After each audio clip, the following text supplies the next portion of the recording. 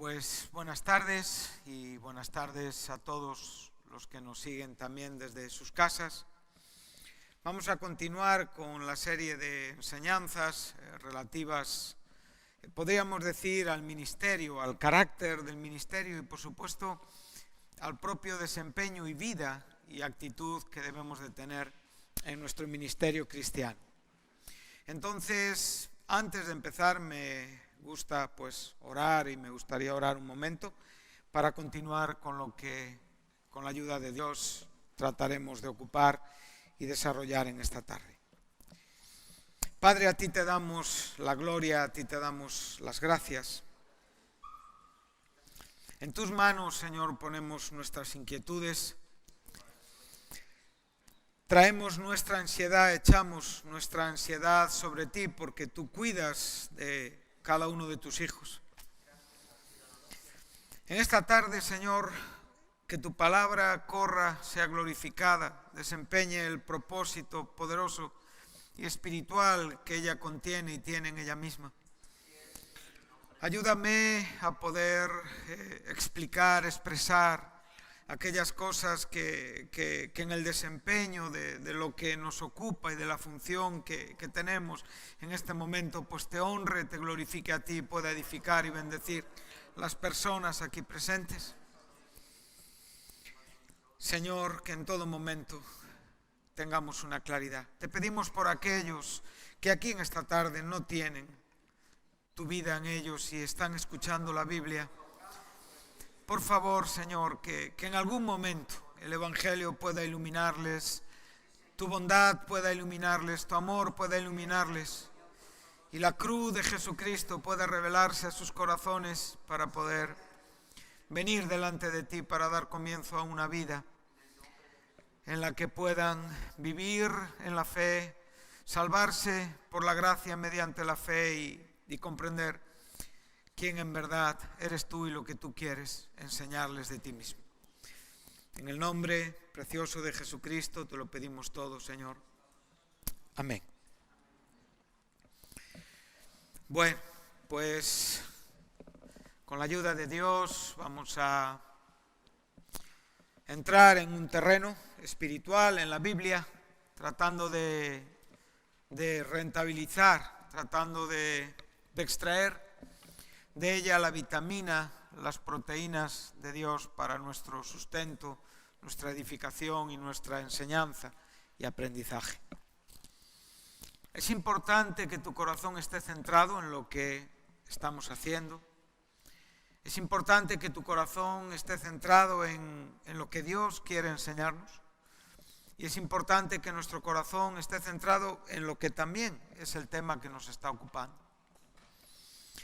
Como digo, en el grupo que estamos aquí en esta tarde hay personas que ya tienen que vivir como hijos de Dios, como siervos de Cristo, buscando entender, desarrollar la parte que le corresponde dentro de esa gracia que Dios nos otorga para vivir en su cuerpo, tomándose en serio la vida cristiana, aprovechando el tiempo, redimiendo el tiempo, creciendo, madurando. Y a la vez hay posiblemente también personas a quienes ya el Señor está llamando a asuntos más específicos en la vida. Y por lo tanto, esto es de suma importancia. Por otro lado, aquellos que en esta tarde, como dije en mi oración, están escuchando lo que es la vida en el ministerio, pero no tienen la nueva vida en Cristo, pues ese tiene que ser primeramente el punto de partida antes de poder avanzar. En los últimos estudios hemos estado en el capítulo 14 del libro de los capítulo 13, ahora estamos en el capítulo 14 del libro de los Números y estamos tratando de ver juntos la importancia de la actitud que nos tiene que acompañar cuando somos llamados por Dios a vivir en lo que Él llama ministerio. Hemos aprendido en otras reuniones o hemos aprendido por nuestra propia relación con Dios, por nuestra propia relación con la palabra, que el ministerio tiene una base fundamental. Cuando Pablo enseña en el capítulo 4 de Efesios acerca de que todos estos dones son dados a los hombres, todos estos ministerios con los que el Señor capacita a los hombres para desarrollar esos dones, tienen una función, y es perfeccionar a los santos para la obra del ministerio.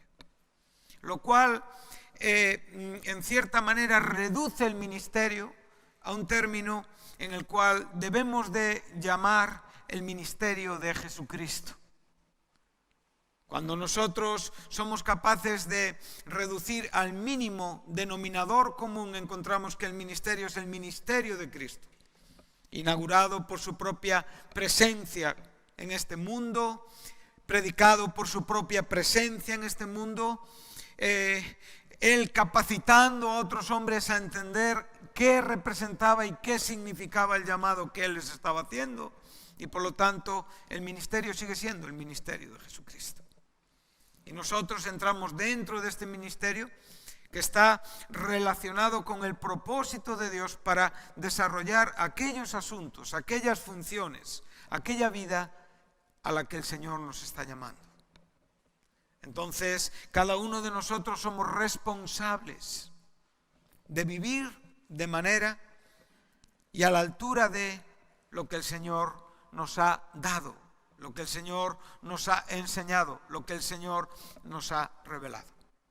Y en esta historia hemos podido ver cómo Dios les lleva a un pueblo en su gracia y en su misericordia y les para delante de un objetivo por el cual Él les comisiona.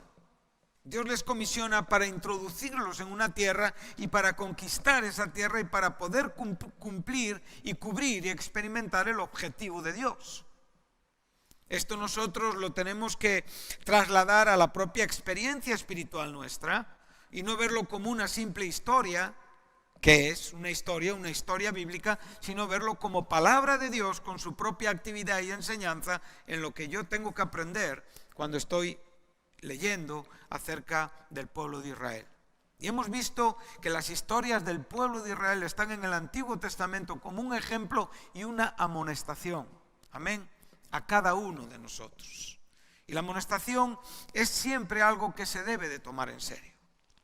Entonces, cuando ya estamos en este escenario, nosotros podemos ver una multitud grande.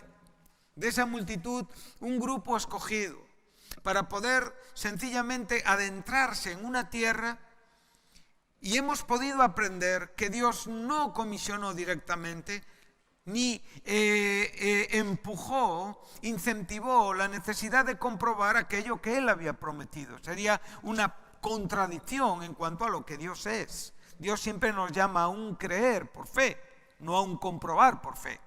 La fe no comprueba, la fe cree y en el fin entiende y comprueba que Dios habló.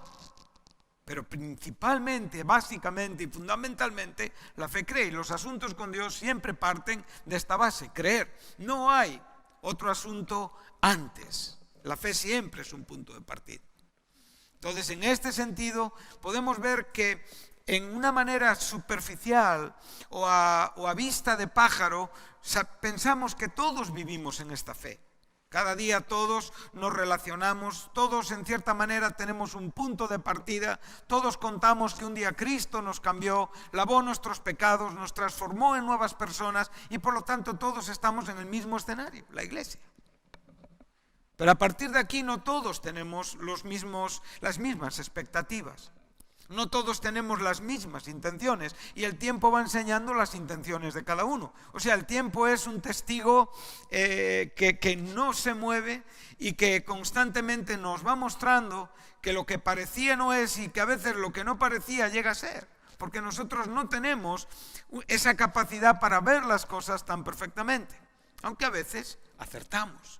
A veces el discernimiento espiritual funciona y a veces hasta tenemos buenos consejos que en muchos casos paran una actividad equivocada o en otros casos llegamos a pensar que algo está yendo bien y en el tiempo llevamos el gran disgusto y la gran frustración de que realmente lo que parecía acabó mal. En todo esto estamos. Esto tiene que ver con todo lo que aquí se nos está enseñando. Entonces podemos ver que hay 12 personas seleccionadas para entrar en esta tierra. Como hemos dicho, y esto siempre lo tenemos que tener claro, el libro de Deuteronomio nos habla de un momento hablado por Moisés 38 años después de este momento. Cuando estamos en Números, estamos 1 año y medio aproximadamente desde la salida de Sinaí. Cuando estamos en Deuteronomio, estamos hablando evidentemente de 38 años después, cuando ya Moisés está recordando que no fue Dios quien dijo enviar espías, sino que realmente fueron ellos mismos que por su propia incredulidad incentivaron y Dios dijo, pues envía estos espías. Hemos podido aprender de estas cosas, que esas historias que se repiten, que realmente esa palabra dada es para recordarnos la importancia de nuestro estado y de nuestra vida espiritual. Entonces comprobamos que en el corazón de esos 12 no había las mismas ideas. Les unía una misma comisión, les unía un mismo trabajo, trabajaban dentro de un mismo propósito, pero sus corazones estaban separados, sus ideas estaban separadas. Y llegado el momento de mostrar cuál era su confianza en Dios, unos evidenciaron una confianza en Dios, una fe y un entendimiento, y otros sencillamente mostraron un egoísmo y la incapacidad y la indisposición de pagar un precio para glorificar a Dios. Entonces, en este escenario es donde estamos en estos momentos. Hemos podido aprender la importancia de esos lugares históricos, ese Cades Barnea que se repite aquí y que después durante esos 38 años de peregrinación aparece muchas veces, con ese sentido y su propio significado en la primera palabra de ese nombre, Cades, que tiene que ver con santo. Hemos visto que Horeb fue testigo también de la incredulidad. Sinaí, Horeb, estamos hablando del mismo lugar. Fue testigo de la incredulidad con el becerro y sin embargo al becerro se le atribuyó el poder y la gracia de liberarles y sacarles de Egipto. Pero sin embargo aquí lo que ellos designan en su incredulidad es un capitán para volver a Egipto. Y todas estas cosas las hemos visto y las hemos considerado con mucha seriedad. Y hemos visto un Cades Barnea al final de la vida de Moisés y de Aarón que probó fuertemente su vida y que fue la causa por la cual Moisés no entró en esa tierra prometida. Entonces, vamos a ir al versículo 10, vamos a empezar en el 9 y vamos a leer hasta el versículo 19 y no creo que podamos abarcarlo todo, por supuesto, pero haremos lo que podamos con la ayuda de Dios. Dice, por tanto, no seáis rebeldes contra Jehová. Esta es la declaración que, como hemos visto, tienen Josué y Caleb en respuesta a los 10 espías incrédulos.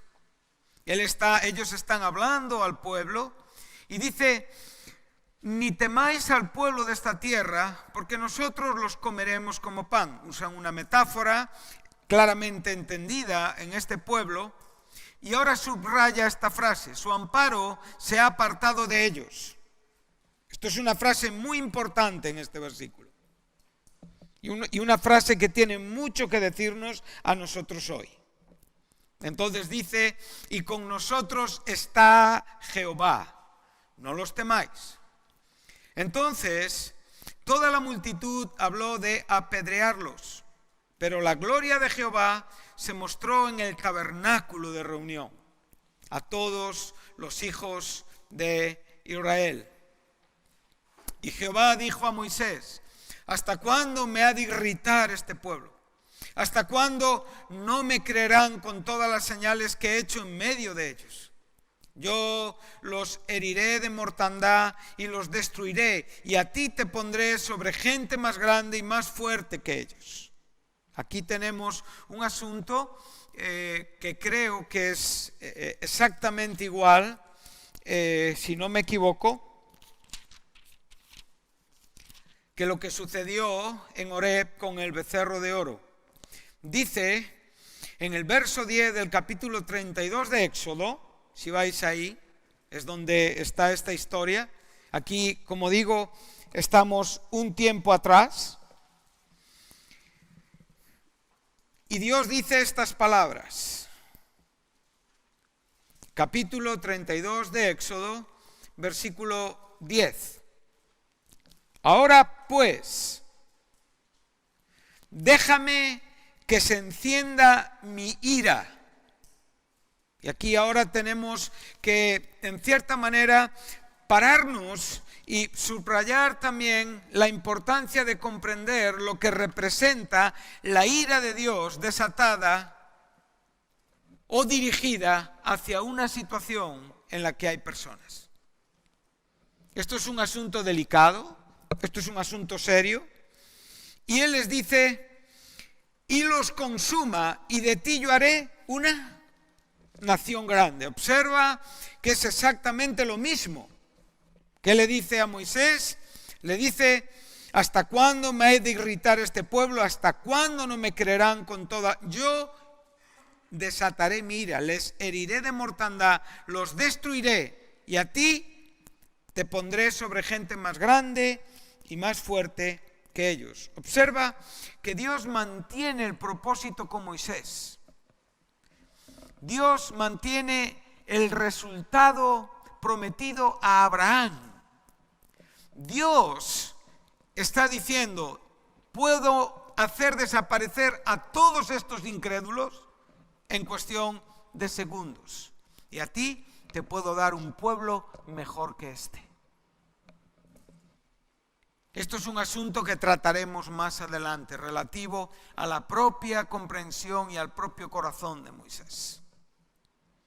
Pero lo que Dios está diciendo, Dios lo está diciendo. Nunca desafíes la ira de Dios. Nunca juegues con Dios. Nunca tientes a Dios. Nunca provoques a que Dios actúe revelando y demostrando la verdad de su santidad. Nunca confundas. La gracia y el amor no interponen, ni contraponen, ni contradicen, ni se oponen a la ira. La ira de Dios es la respuesta de la santidad de Dios. La salvación es la respuesta de la gracia de Dios. Entonces, la santidad de Dios está siendo ofendida. Ofendida por la actitud de personas a quien Dios ama, a quien Dios está comisionando, a quien Dios está llamando, y que realmente están despreciando, desdeñando a Dios. Que Dios nos libre de tener este corazón, porque no hay escapatoria. Nadie puede escapar de la ira de Dios si no es por el paraguas de su bondad y de su gracia. Para Moisés eran unas palabras interesantes, pero ya las conocía, ya las había oído. Se repiten 1 año y medio después. Dice: pero Moisés respondió a Jehová: lo oirán luego los egipcios, porque de en medio de ellos, esto lo dijo muchas veces Moisés a lo largo de su ministerio. Solo le importaba la gloria de Dios. Gran corazón el de este hombre, porque de en medio de ellos sacaste a este pueblo con tu poder. La gloria de Dios y el corazón y amor que él tenía por este pueblo. Y lo dirán a los habitantes de esta tierra, los cuales han oído que tú, oh Jehová, estabas en medio de este pueblo, que cara a cara aparecías tú, oh Jehová, y que tu nube estaba sobre ellos. Y que de día ibas delante de ellos en columna de nube y de noche en columna de fuego. Y que has hecho morir a este pueblo como un solo hombre. Y las gentes que hubieron oído tu fama hablarán diciendo: por cuanto no pudo Jehová meter este pueblo en la tierra de la cual les había jurado, los mató en el desierto. Ahora pues yo te ruego que sea magnificado el poder del Señor, como lo hablaste diciendo. Y ahora observa el verso 18: Jehová, tardo para la ira y grande en misericordia, que perdona la iniquidad y la rebelión aunque de ningún modo tendrá por inocente al culpable. Subraya esta frase, importantísima también. Que visita la maldad de los padres sobre los hijos hasta los terceros y hasta los cuartos.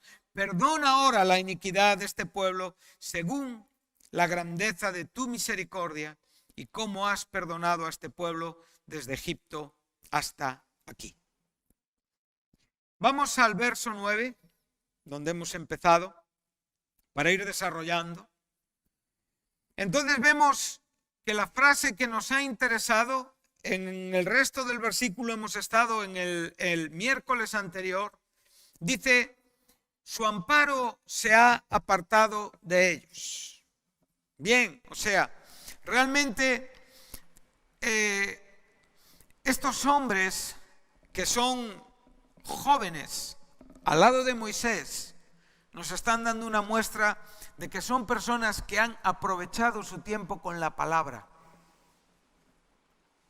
que no han dejado caer en tierra la palabra de Dios, que han estado escuchando a aquellas personas que les han trasladado la verdad de Dios y que la han tomado como un legado santo importante para su propio futuro.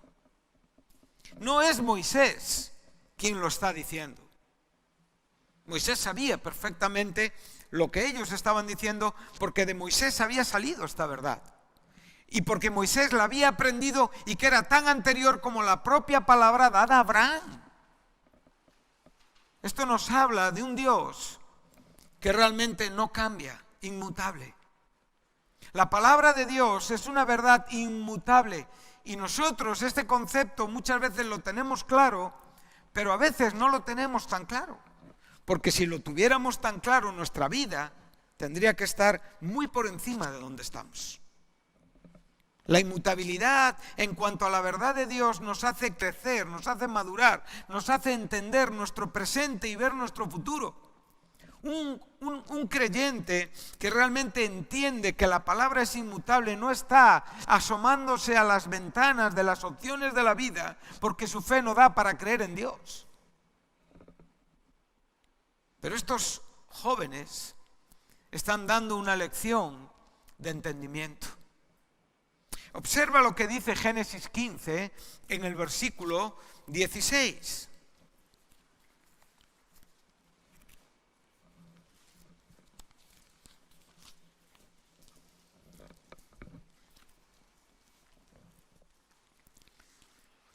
Estamos en este momento en el cual Dios está hablando con Abraham. Abraham está estableciendo un sacrificio. Él recibe la información de que su descendencia, versículo 13, morará ajena y esclava en Egipto. Y recibe la información de que durará 400 años. O sea, hay 430 años entre la palabra dada a Abraham, la promesa, y eso nos lo enseña Pablo a los Gálatas, y evidentemente la salida de los hijos de Israel después del sacrificio del Cordero Pascual, la noche que se celebró la primera Pascua. Al día siguiente, los ejércitos, el pueblo de Dios salió hacia su libertad. 430 años exactos. Ahora, lo que le va a decir ahora es, y tú vendrás a tus padres en paz, tú morirás y serás sepultado en buena vejez. Tú no vas a ver estas cosas. Y en la cuarta generación, o sea, 430 años después, el pueblo de Dios saldría de Egipto y volverían, ¿a dónde? A la tierra donde estaba Abraham en ese momento. Sí. Aunque él nunca poseyó esa tierra, porque no era el propósito de Dios para con él. Esto es muy importante entenderlo. Nosotros casi siempre somos un fin en nosotros mismos. Pero esto hace que la palabra de Dios no te ayude a avanzar. Desarrollamos en un entorno cortito, llegamos a calcular nuestra vida aquí en la tierra, muchas veces cometemos importantes errores. Pero aquí Dios le está diciendo a Abraham la poca cosa que es. Como tú y yo somos muy poca cosa. Y nuestro entendimiento se hace grande en nuestra fe, no en quién tú eres. Tú y yo somos muy poca cosa. Pero cuando no entendemos esto, es difícil comprender la fe. Porque en el fondo, nuestra vida es un conjunto de detalles donde nosotros tenemos el puro y absoluto control de nuestro presente y de nuestro futuro, sin darnos cuenta que nuestro presente no es ni presente. Si tú tratas de observar tu presente, te darás cuenta de que pasa y por lo tanto no es un presente perfecto. Presente perfecto lo tiene el Señor, por quien el tiempo no pasa. Y cuando hablamos de estas cosas, entonces nosotros podemos empezar a entender valores que muchas veces están muy rebajados porque vivimos muy en las condiciones de este mundo. Pero los santos son llamados a entender asuntos que en muchos casos creemos entenderlos, pero no están tan bien entendidos, porque si los hubiéramos entendido, muchas cosas no habrían sucedido en nuestra vida. Y eso indica lo débiles, lo falibles, lo imperfectos que somos todos. Entonces, en nuestra fe, que es nuestro tesoro, como bien nos enseña Pablo, que está en este vaso frágil, donde realmente Dios deposita una fe para que la excelencia sea de Él. O sea, ¿para qué? Para que nosotros llegamos a vivir y a comprender la grandeza de Dios. O sea, cuando Dios abre todo lo que Él es ante nuestros ojos, Él transforma nuestra vida. Cuando el pecador viene delante de la cruz y mira a Cristo crucificado, y mira a Cristo derramando su sangre, y mira a Cristo resucitando, y mira sus pecados, tiene una comunicación tan poderosa y tan espiritual que le permite arrepentirse y creer en Dios. Y es traído a una esfera de vida muy por encima de donde él vivía humanamente, carnalmente y pecaminosamente. Por lo tanto, cuando un hombre es traído a esa condición de vida y empieza a abrir sus ojos espirituales en cuanto a lo que es la vida de fe, es imposible que sea un enano espiritual toda la vida. Los santos se han distinguido por ser hombres que siempre han caminado viendo la grandeza de Dios y han muerto viendo la grandeza de Dios y han entendido que su vida es corta. Han entendido que sus capacidades son limitadas. Han entendido que no hay futuro si Dios no lo permite. Y esto es lo que hace que personas digan: Señor, ¿a quién iré si no a ti? Pero esto no es tan fácil. Muchas personas saben los textos, pero no tienen la vida. Y es un gran desequilibrio.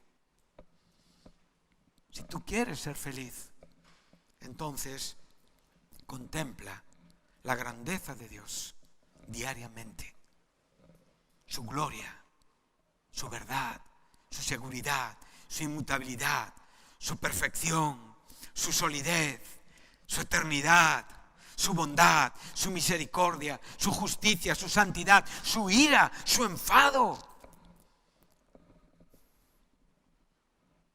La Biblia dice que Dios está enojado con el pecador todos los días. No hay ni un solo día que ese hombre viva sin el enojo de Dios sobre su vida. Y si, siendo enemigo, Cristo murió por ti, entonces ahora en condición de amigo, de amistad, de relación con Dios, no te puede faltar absolutamente nada. Entonces, la gran diferencia es que tú tienes que ver qué estás aprendiendo de verdad. Abraham le pudo decir al Señor: pero hombre, esto es todo el futuro que hay para mí. Yo no voy a participar de esta grandeza, no hay un poquito en mi experiencia, por favor. Un poco. De tu simiente saldrá alguien que bendecirá a todas las naciones de la tierra. ¿Qué más quieres? Pero tú no eres el fin, Abraham. Eres parte de un propósito. Amén. Ahora te voy a hacer esta pregunta. ¿Tú eres parte de un propósito? Y ahora identifica cuál es tu propósito en la iglesia. Dime. Y no me digas que no acabas de encontrar el sitio. Y no me digas que por más que quieres no sabes cuál es tu don. No me vengas con esas disculpas que ya llegan a ser muletas por las cuales las personas que no quieren andar viven para poder justificar su falta de crecimiento. Es imposible que un hombre que tiene una vida espiritual, que ha sido bautizado por el Espíritu en el cuerpo de Cristo, no pueda desarrollar una vida. Es una falta de intención, es una falta de expectativa, es una falta de visión, es una falta de convencimiento y es una falta de que realmente para ti Dios no es todo. Entonces, en esta división y en esta dificultad no me muevo de mi sitio. Está bien, puedo vivir con el cariño, puedo vivir de rentas, pero lo que importa es hacia dónde estoy yendo. ¿Hacia dónde va mi vida? ¿Hacia dónde va mi matrimonio? ¿Hacia dónde va mi futuro? Eso es lo que tengo que preocuparme. Amén. Entonces Abraham escucha y Dios le dice, 400 años y tú vas a venir en buena vejez, vas a morir en paz. Buena promesa, ¿eh? Y entonces en esa cuarta generación volverán aquí y ahí estamos. Ahí, ante esa tierra, en el momento donde estos hombres tenían que entrar a poseer la tierra, porque Dios se la había entregado y sin embargo no entraron. Tuvieron que estar 38 años y todos aquellos que fueron llamados a entrar murieron en el desierto. Que no seamos nosotros este tipo de gente. Y ahora le dice, porque aún no ha llegado a su colmo, o sea, aquí la expresión no se ha llenado el vaso de la maldad del amorreo. Y aquí la palabra amorreo está hablando a todos los habitantes de Canaán. Está hablando de la tierra de Canaán. Entonces Dios estaba determinando un juicio sobre una tierra que ejecutaría después introduciendo a su propio pueblo. Pero para este momento los cananeos estaban tranquilos. Vivían en sus ciudades, comían, bebían y se daban en casamiento. Hasta que llegó el momento en el que Dios entró con su pueblo. Y empezaron a encontrarse con el propósito y con el juicio de Dios, con el vaso del pecado. Mira, yo puedo ver en esta verdad lo que el mundo está viviendo, o sea, todas las situaciones donde realmente va a haber un momento en el que Dios ya va a intervenir definitivamente, como lo hizo aquí. Tiene que ser tremendo cuando el vaso rebosa de maldad y Dios dice, se acabó. El Dios que pagó la maldad del hombre entregando a su hijo a morir en una cruz. Tiene todo el derecho. Si ya lo tiene como Dios, cuanto más después de haber llevado a cabo la redención de nuestros pecados. Entonces, ¿qué estamos diciendo? ¿Quién escuchó esto? Abraham. ¿Abraham conoció a Moisés? Que yo sepa, ¿no?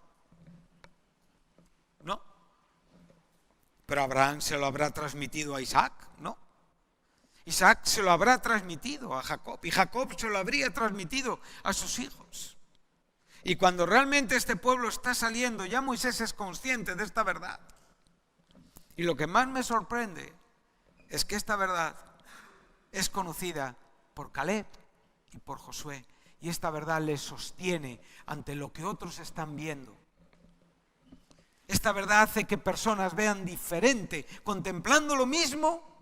Unos dicen no hay futuro y otros dicen esto es una bendición de Dios. Qué bonito, ¿verdad? ¿Cómo puede ser? Pero claro, el asunto no es una cuestión de opiniones. El asunto no es una cuestión de gustos. El asunto no es que a veces tenemos que escuchar esta frase, bueno, hombre, para gustos colores, y oye, pues hay opiniones, y oye, pues yo pienso así, otros piensan así. Sí, todo eso es perfecto. Y hay muchísimas opiniones, y gracias a Dios por la diversidad de opiniones, y gracias a Dios por la diversidad de consejeros, porque hay mucha sabiduría en las opiniones. Pero este no es el asunto. El asunto es cómo tú estás viendo el futuro con Dios a nivel personal. Ese es el asunto. Porque todos estamos ante la misma verdad. Todos estamos ante la misma comisión. Todos estamos ante el mismo llamado. Es verdad, Dios tiene diferentes propósitos para desarrollar, pero el llamado es el mismo. Amén. En este momento lo que vieron, lo vieron todos igual. Pasaron por los mismos lugares, contemplaron los mismos frutos, vieron las mismas uvas, vieron las mismas granadas, vieron los mismos higos, vieron los mismos gigantes, vieron todo. Solamente que unos tenían la palabra y otros no. Esta es la clave de tu éxito en Cristo. ¿Tienes la palabra de Dios en tu corazón morando? ¿Realmente estás viendo cómo Dios ve las cosas y te las está comunicando y transmitiendo? ¿Qué dijo Dios? Vamos a ver lo que dijo Dios. Volvemos un momento a Deuteronomio para refrescar nuestras memorias, que a veces las neuronas están un poco escasas del maltrato que le hemos dado muchas veces, ¿no?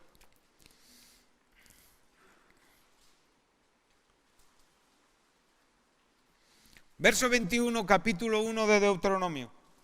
Ahí tienes la frase. ¿Qué duda podemos tener? No puede haber ninguna duda. Verso 20. ¿Dónde habían llegado?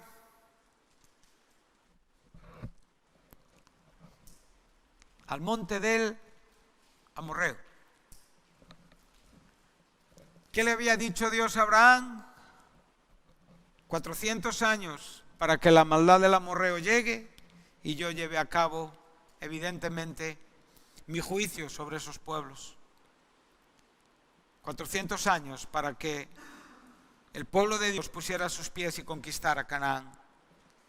Y ahora es el Señor quien nos está diciendo, habéis llegado, el cual Jehová nuestro Dios nos da.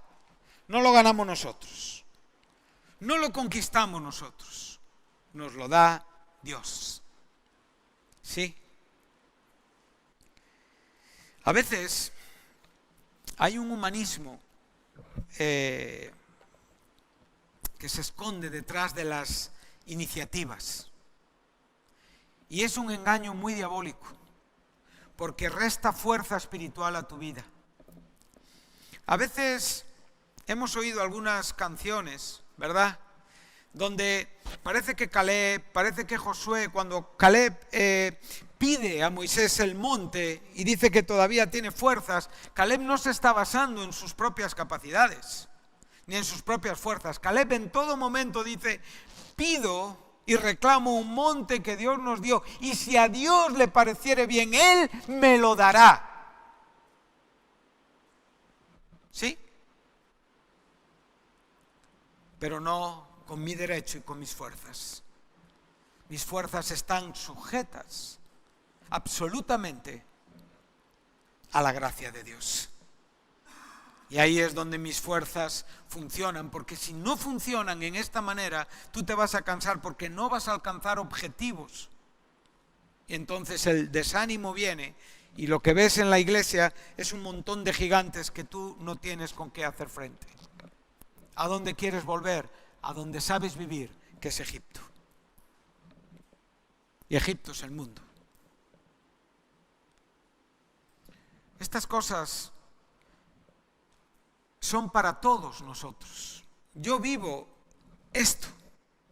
Yo tengo que constantemente confrontar mi vida con aquello que Dios declaró y vivir en la fe en su palabra, y vivir en la fe en sus promesas, y vivir en la fe en lo que Él es y no en lo que yo quiero o pretendo o deseo o puedo ser. Todo esto tiene que estar sujeto a su gracia. ¿Para qué? Para que mi vida realmente funcione entendiendo el beneficio y, por supuesto, la absoluta seguridad de mi llegada a la meta y de mi recompensa. No corremos por una corona corruptible, corremos por una corona incorruptible. Y esas fuerzas vienen del cielo.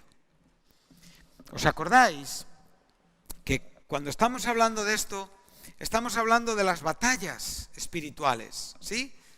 Donde tenemos también que llegar. Estamos hablando de comprender y de poder poner un orden entre la redención, entre la liberación del pecado, entre la liberación del mundo, entre la liberación de la carne, en la propia victoria y liberación de Satanás y la propia vida que vivimos para poder llegar a nuestra meta, siendo ya ciudadanos del cielo. Porque si tú no te ves como un ciudadano del cielo, difícilmente tú vas a ver un futuro en la iglesia. Y esta es la batalla que muchas personas tienen en su corazón. Quieren el mundo, quieren el futuro, quieren tener la fe que les salva, pero quieren disfrutar. Porque no han entendido que todo esto no sirve absolutamente para nada. Amén. Entonces volvemos a Números, donde estamos. Hemos podido usar estos 3 versículos, los hemos podido entretejer, hemos podido ver que la verdad de Dios se complementa maravillosamente, ¿no? Y hemos podido ver qué bonita experiencia, qué bonita expresión de estos 2 muchachos. Creyeron a Dios y su fe les contó por justicia. Dios cumplió lo que prometió. Ellos vieron la tierra prometida. Ellos pisaron la tierra prometida. ¿Pero por qué la pisaron? Porque tenían la palabra. Y ahora me gustaría, de verdad, que recordaras esto siempre. Somos responsables de lo que Dios nos ha revelado. No eres responsable de lo que Dios no te ha comunicado.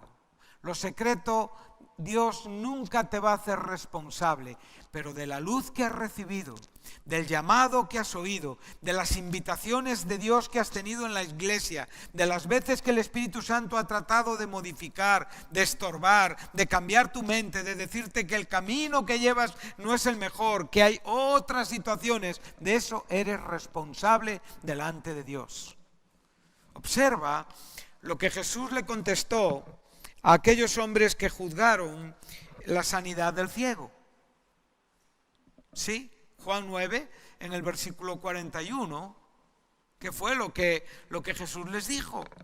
Vamos a leerlo. Y con esto posiblemente iremos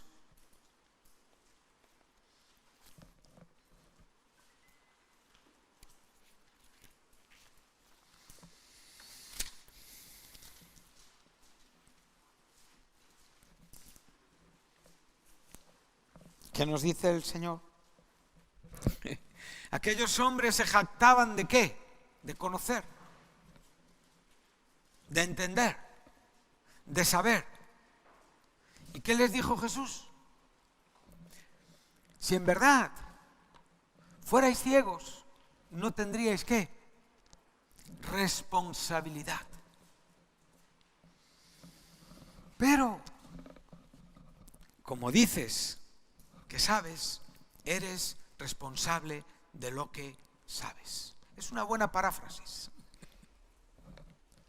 No necesitamos el español traído de la lengua judía, no necesitamos la frase de Jesús. Sabemos que el Nuevo Testamento está traducido al griego, pero Jesús era judío y hablaba como judío y hablaba en judío, ¿no? Y él está usando una frase, pero nosotros esta frase la podemos entender perfectamente hoy. Si fueras ciego y fueras humilde, como este ciego que se puso delante de Jesús y rogó por esa sanidad, entendiendo que Cristo podía sanar su enfermedad física y espiritual, por supuesto, pues entonces no tendrías responsabilidad. El problema es que dices que sabes. Entonces, si dices que sabes, si decimos que sabemos, si digo que sé, soy responsable de lo que sé. Y en este caso, su pecado permanecía. Es duro esto, ¿verdad? Si nosotros estamos todavía tratando de comprender lo que creo que está siendo ordenado en la propia explicación, podemos ver que estos 10 espías malvados sabían y decían saber y defendían sus argumentos, ¿o no? Influyeron en un pueblo, desanimaron a un pueblo y fueron capaces de cambiar el corazón de un pueblo por sus propios argumentos. Lo que no fue capaz de hacer Josué y Caleb, pero sin embargo recibieron el beneficio de su conocimiento.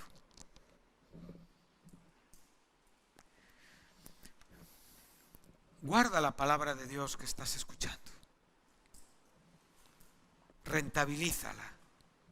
Hazla producir en ti. Postúlate en la iglesia como alguien que realmente comprende y conoce al Dios inmutable y que realmente no hay una vida más segura que una vida con Dios. Pero no hables de una seguridad con Dios cuando estás únicamente buscando tu propia expectativa y futuro. Eso no es confiar en Dios.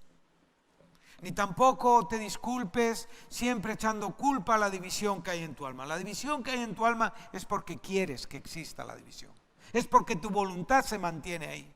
Si tú quieres salir de esa división, solo tienes que dar un paso hacia Dios y comprometerte con Dios, y Él va a estar muy satisfecho y muy contento de abrazarte, recibirte, enseñarte y dirigirte e introducirte al propósito que Él tiene para contigo, con un éxito garantizado y absoluto en Él. Amén. Entonces, como digo, empecemos a ser realistas y vamos a dejar de echar la culpa a las circunstancias, porque, como digo, es una disculpa tan vieja como Adán y no le sirvió. Y nosotros ya hemos leído aquí las cosas, ¿no? Ya las hemos aprendido. Entonces, qué bueno es. Eres responsable de lo que Dios te reveló. Y eres responsable de lo que Dios te reveló y no estás obedeciendo. Eres responsable de encontrarte con la apuesta que tú estás haciendo en la vida, que no está basada en la fe en Dios, sino todo lo contrario, en la incredulidad y en la desconfianza. Amén. Lucas 22, 61, Lucas 24, 8 y Juan 14, 26 cerrarán esta reflexión de esta tarde en cuanto a que somos responsables de lo revelado. Lucas 22, 61, Lucas 24, versículo 8 y Juan 14, versículo 26. Entonces, en el próximo sermón estaremos estudiando juntos el significado de lo que el Jordán representa en la vida espiritual. Pero para poder entender, necesitamos primeramente pararnos en esta verdad que nos hemos parado en esta tarde, fundamental, principal. ¿Sí? Entonces, dice Lucas 22, 61, haciendo, como digo, uso del Nuevo Testamento y escogiendo algunos textos que me parecieron bastante significativos, sencillos. conocidos todos, en el que podemos comprobar y ver lo que estamos tratando de enseñar apoyándonos en la palabra. Dice así, estamos viendo a un Pedro desviado del Señor, ¿no? Un Pedro que había permanecido en su voluntad, en la apuesta que él tenía en la vida. Un Pedro que se había acostumbrado aunque era sincero, también se había acostumbrado a engañarse un poquito a sí mismo.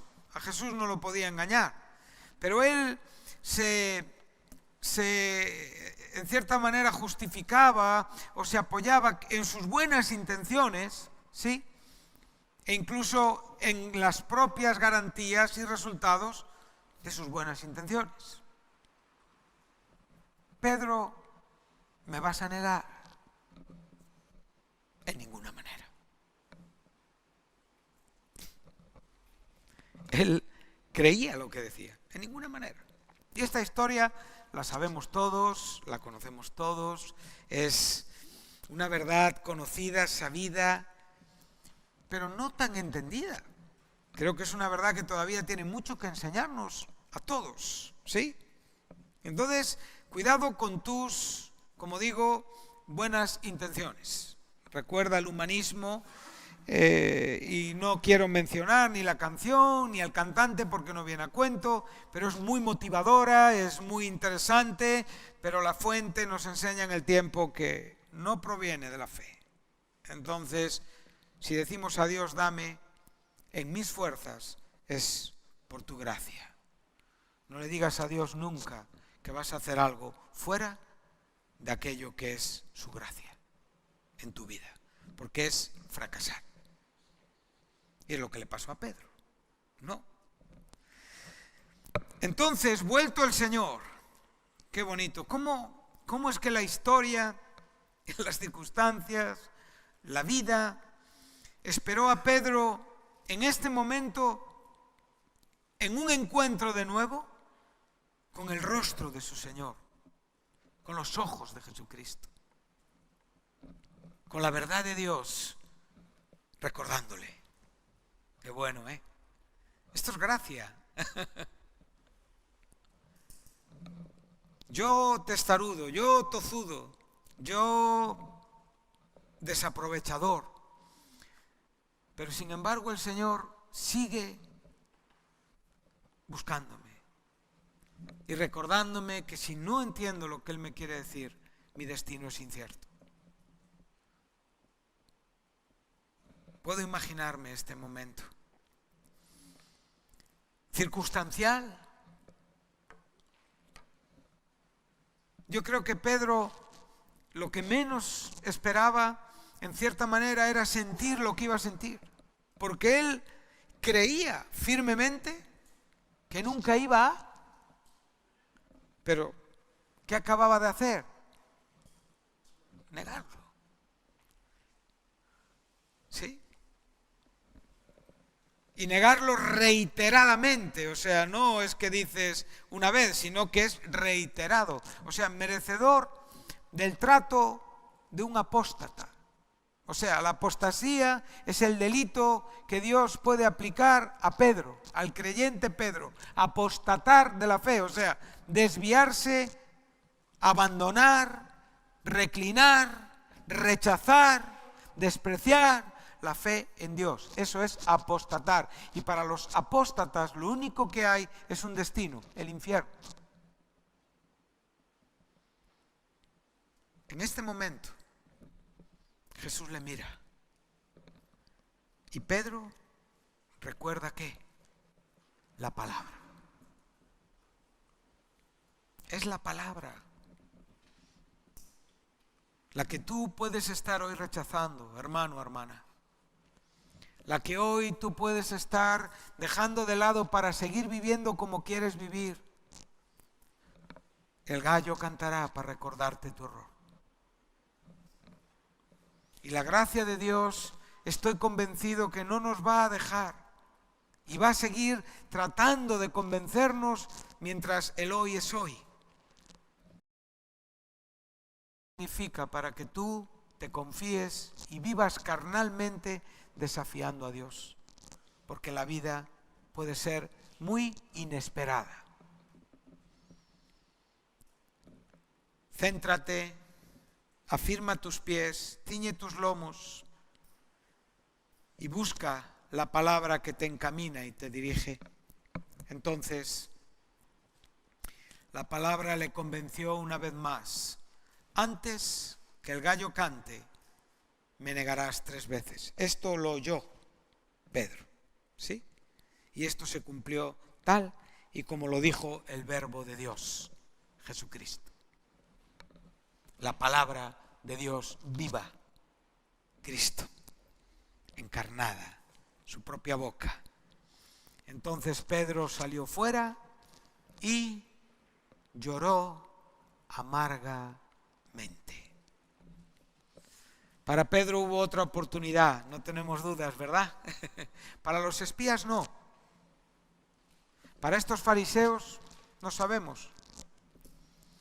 Ahora si vamos un poquito más adelante, capítulo 24, versículo 8. Qué bueno.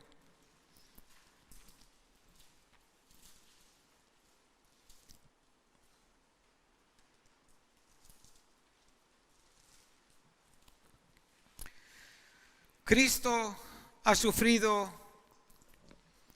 la lejanía de todos sus hermanos, compañeros y amigos en la cruz. Todos de lejos le contemplaron. Él es sepultado y sabemos perfectamente la historia de cómo cumplieron la profecía de Zacarías, se hiera el pastor y se dispersan las ovejas. Cuando tú llegas al domingo de resurrección, ese primer día de la semana, las mujeres vienen a traer sus especies aromáticas a un cadáver que había sido sepultado antes del día de reposo. Ellas vienen a tratar de atender a aquel que amaban y había muerto en la cruz. Pero cuando entraron con su propósito equivocado, buena voluntad, pero equivocado, ¿qué encontraron? Una tumba vacía. ¿Qué estás viendo tú? ¿La tierra de la promesa? ¿Tu propio futuro? ¿Qué estás viendo? ¿Una religión? ¿La historia de un Cristo que murió, resucitó? ¿O estás viviendo en una vida empoderada, en una vida realmente espiritual? Ellas llegan ahí.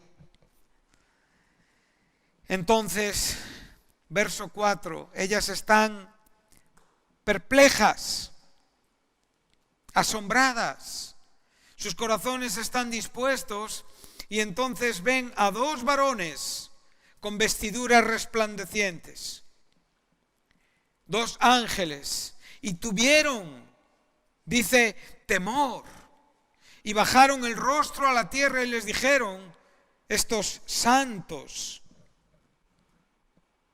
varones, ¿por qué buscáis entre los muertos al que vive? ¿Cuántos cristianos están buscando a un Jesús muerto cada día?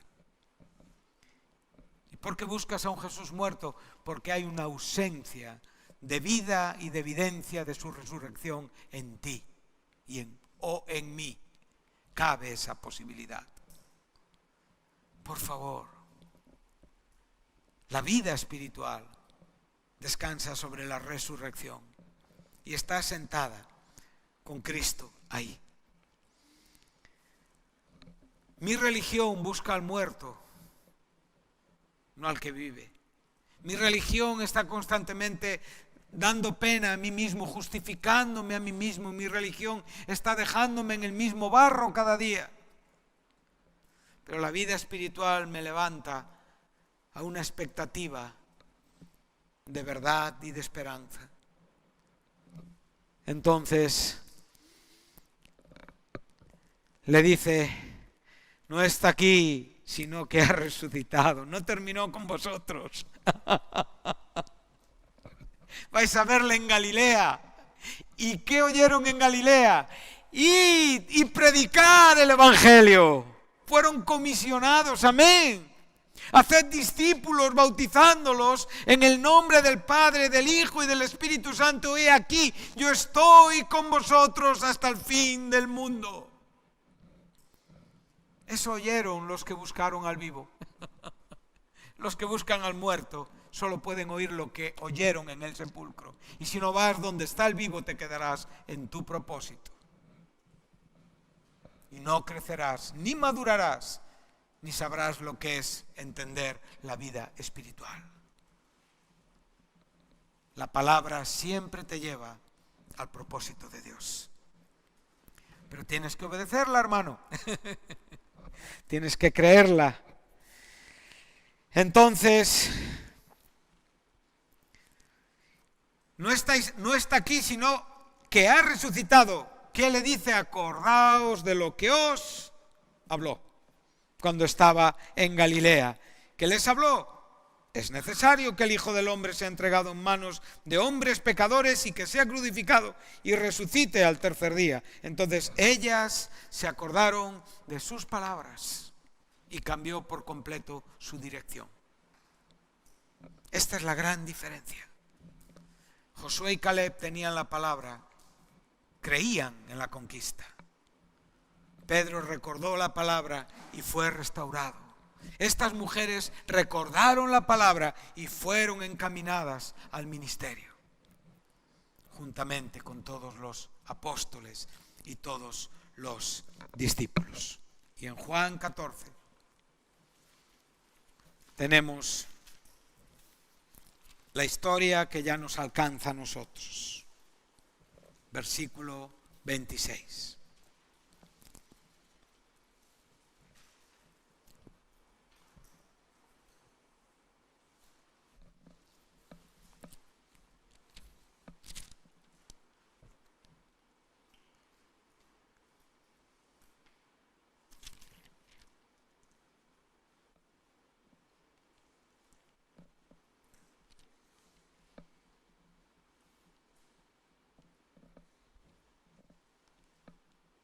Quiero encontrar el texto que está en mi mente.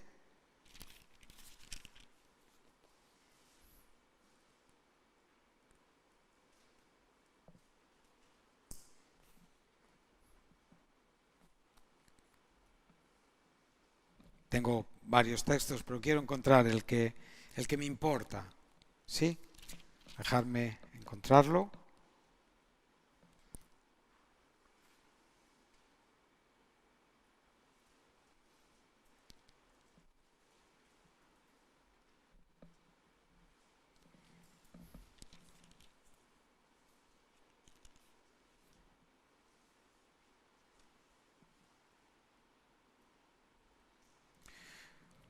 (15:26)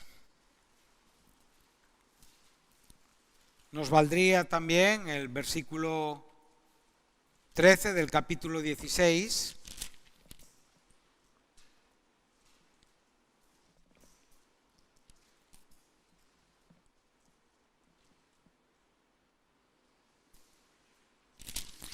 Dice: pero cuando venga el Consolador, a quien yo os enviaré del Padre, el Espíritu de verdad, el cual procede del Padre, Él dará testimonio acerca de mí.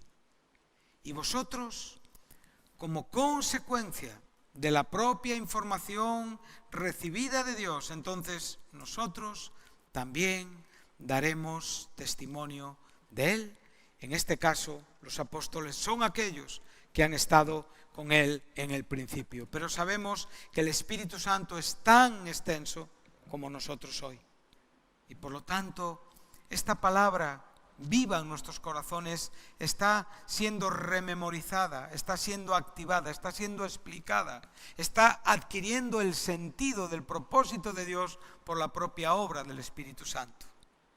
Entonces, en esto nosotros tenemos que creer en el Señor.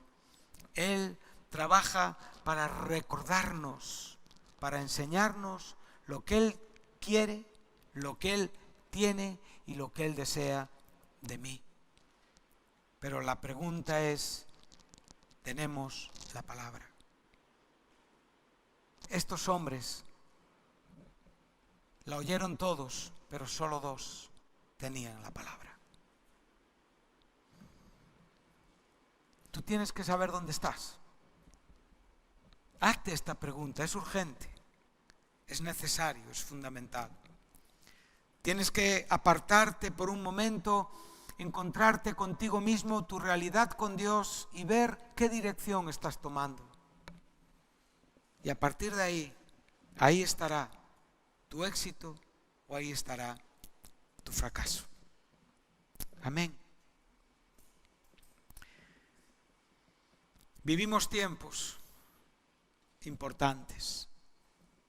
Vivimos tiempos donde necesitamos más que nunca encender las mechas de la llama en nuestros corazones.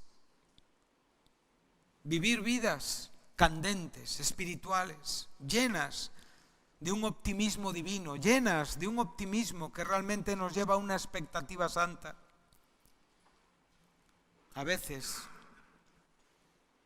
los cristianos viven tiempos muy peligrosos y en muchos casos esos tiempos pueden ser muy determinantes en tu futuro. Dios es bueno con nosotros, tiene mucha paciencia con nosotros, espera mucho de nosotros y poco damos, pero Él sigue esperando que nuestro corazón se entregue a Él y le crea. Y no te está pidiendo nada que tú puedas hacer. Él te ha dicho, el Espíritu Santo en ti te enseñará,